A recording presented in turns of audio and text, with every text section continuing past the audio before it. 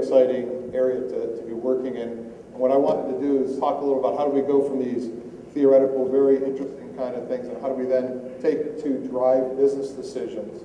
But before I go, I wanted to thank you all for attending. Very proud to be here and help open this first conference from NASSCOM around big data. Accenture is very active in the analytics space. We're very proud to be part of this event. So first thing I wanted to do, if we're up and running, is briefly to show you a little film about what we think about analytics. As overwhelming as information and technology can be in this data-driven age, one thing is crystal clear. The geeks won. Mathematicians, statisticians, and econometricians are today's hottest business commodities. Harvard Business Review called data scientist the sexiest job of the 21st century.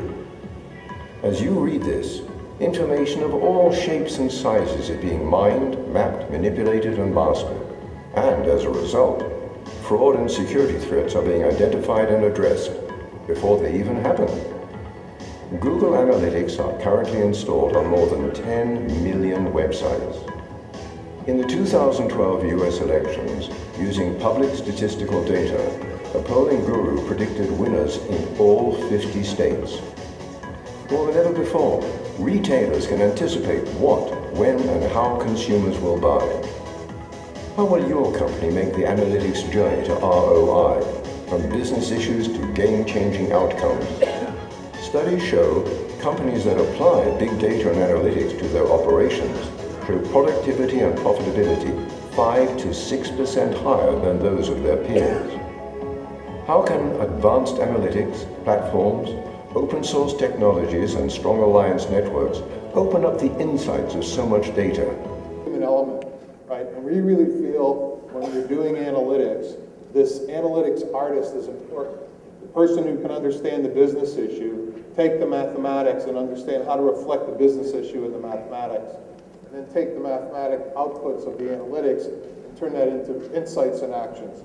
Right, so that's the way we think of the human element. Besides the statisticians who do the work, it's a critical part of the way we approach analytics and what we do across traditional analytics as well as the big data analytics. The other thing that I wanted to talk about that's mentioned in that little presentation is the journey to ROI, right? And so when we're thinking about analytics at Accenture, we're really focusing on the ideas of identifying the issues that companies are dealing with. What are the business issues that they're facing? And then understanding what data is out there and available for us to use and leverage to shed information and insight on those business issues. And then the analytics piece, that is the core piece of what the group that I run in Accenture is about. How do we do the analytics to use the math, use the statistics, use the machine learning to drive better insights? The first one, has there been a challenge in communication?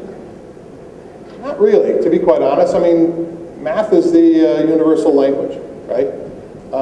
So if you're dealing with mathematics, it's very easy to communicate back and forth. You know, are there cultural differences between working in India versus working in the United States? Yes, right? That's certainly true. But once you kind of understand that, and if you're a part of a global company, you get used to that, you deal with that. But really, in the analytics space, it's math, right? And it is the universal language. Everyone can do math, basically.